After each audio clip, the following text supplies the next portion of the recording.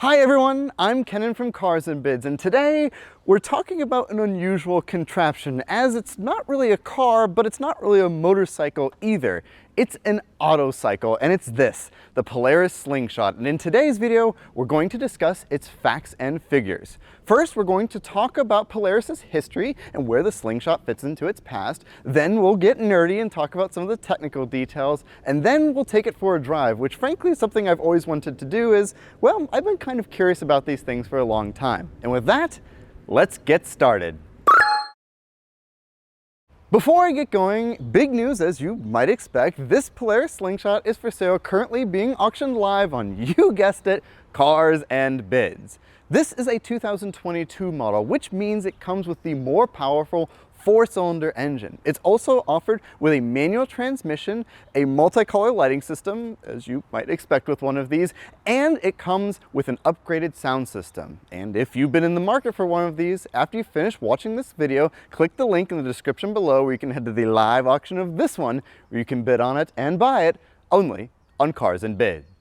And we begin the story of the Polaris Slingshot by talking about Polaris in general, and their story begins in the snowy Midwest, don't you know. It was founded by 3 guys who wanted to come up with some sort of vehicle that could cross snow easily, and they basically invented the Snowmobile, although their first prototype was admittedly kind of crude. They used the conveyor belt from a grain silo, a Briggs & Stratton engine, and the front bumper of a Chevy to make the skis to make this contraption.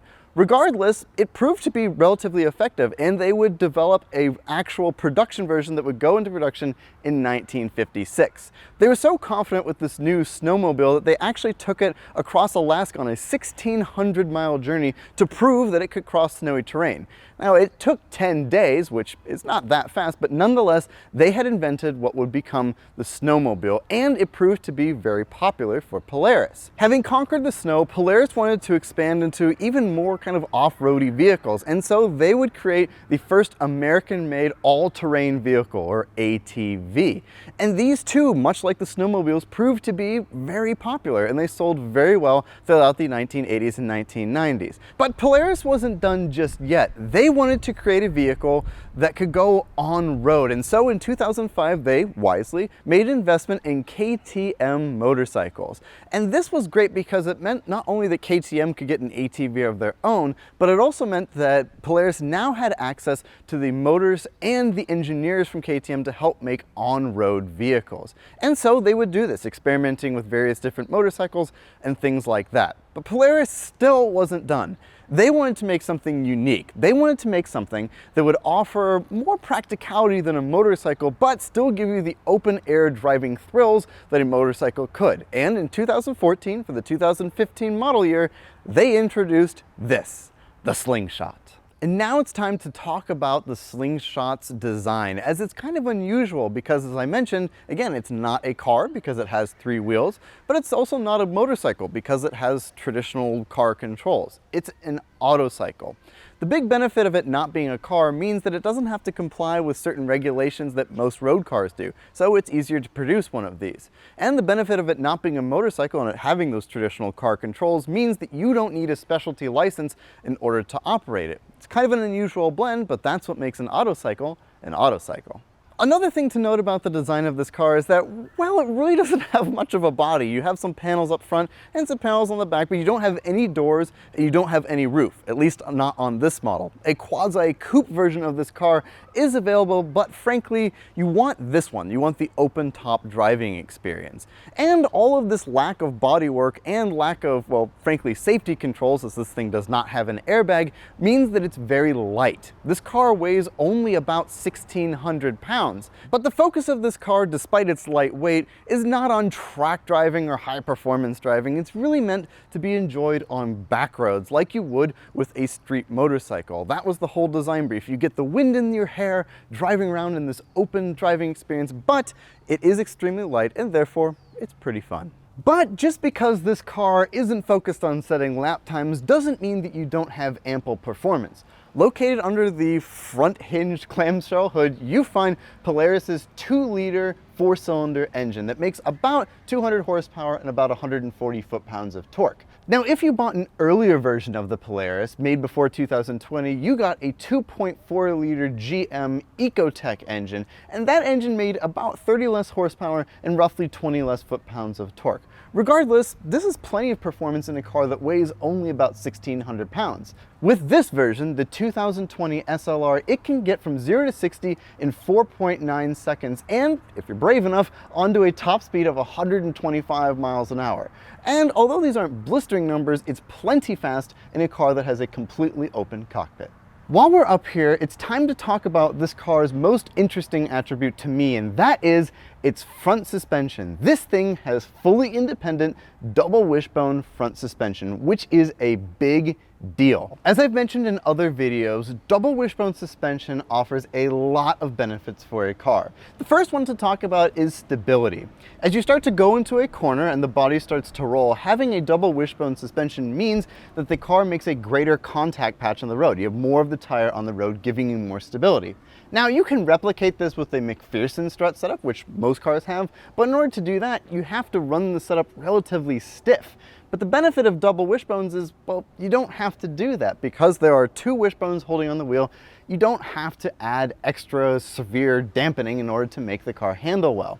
So the benefit of it is that you get better handling during those sort of situations, but you can have a softer setup, meaning that the car has a better ride and is more comfortable overall. Another benefit of this setup is that engineers have more control over things like caster, camber, roll center, and the position of the dampers themselves.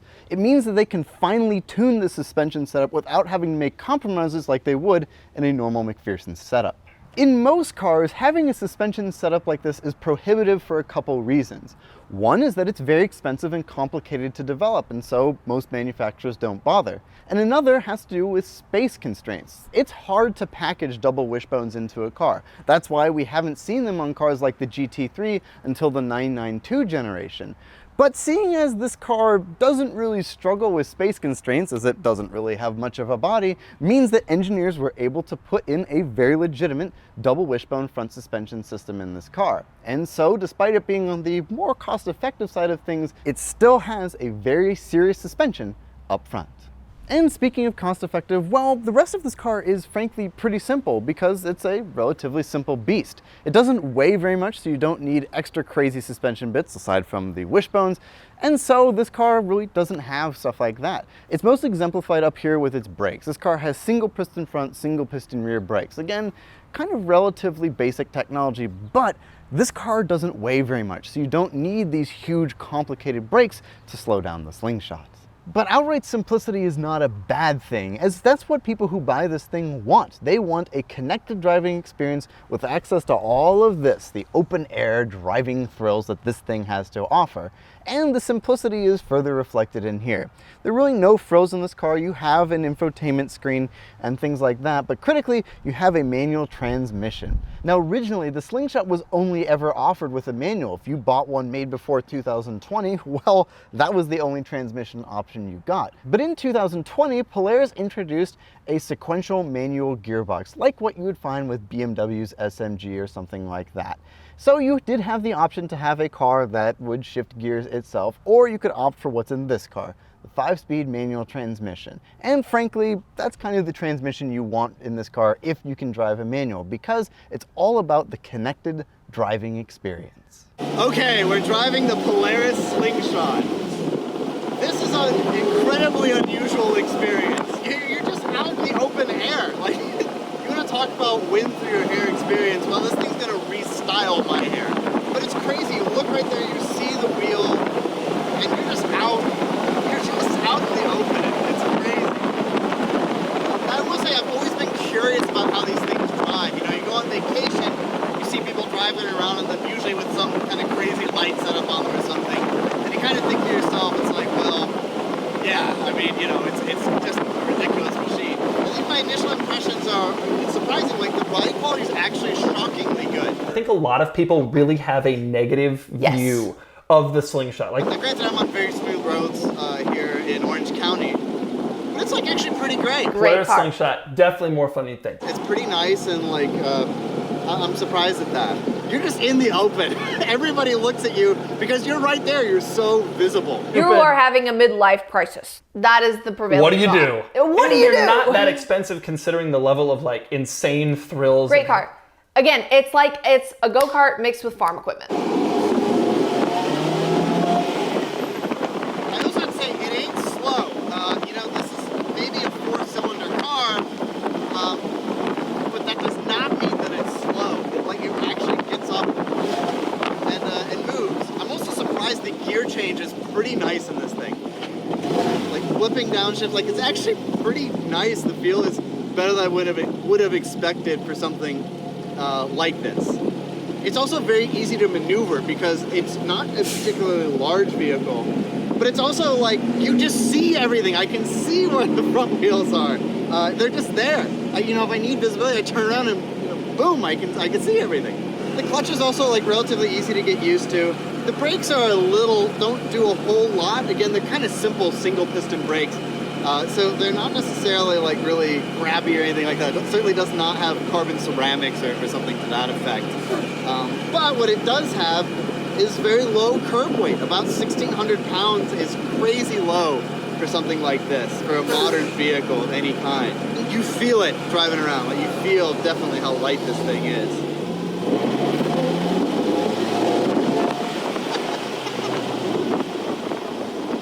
You know, this is a car, or vehicle, I guess. It's not really a car. You don't really feel the desire to do more than like 40, 50 miles an hour in, without like a helmet at least. It's more fun than I was expecting. It's really zippy. You know, I don't have a lot of corners to push it around on, but everything that I've read about the car, I can see why. Definitely, as I mentioned earlier in the video, this thing's focus is simplicity. And that's kind of the beauty of it, is that it is very simple and like kind of, you know, there's not a lot to this car. You know, you have some form of traction control. I don't know how much it does. It only has one driving wheel. You know, your manual transmission. It's very simplistic, but that is the appeal. If you're looking for something like that, that, you know, you live in a warm climate, maybe you're going to use it, you know, on weekends or something like that, to just kind of go and mess around and have fun. Well, this is a great choice for that, I think.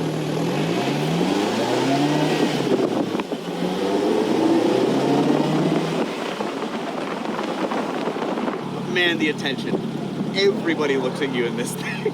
And I think it's just pure curiosity. Like, what is that? Shouldn't that guy be wearing a helmet? I mean, maybe technically I should, although being an autocycle, I guess you don't have to in most states. Yeah, just cool. It's fun, it's quirky, and if that's your kind of car, and you're looking for something kind of in this price range, it's kind of hard to argue with the amount of attention this thing gets, and the fun, lower speed driving experience that it delivers. And that is the Polaris Slingshot SLR. This is an incredibly unusual vehicle in that it's not really a car, but it's not really a motorcycle either, and it has 3 wheels. But it's surprisingly fun to drive, and it handles very well, courtesy of its front double wishbone suspension and its manual transmission. And if you've been in the market for one of these, well, you can buy this one only on Cars and Bids. Thank you all so much for watching, and I will talk to you very soon. Goodbye!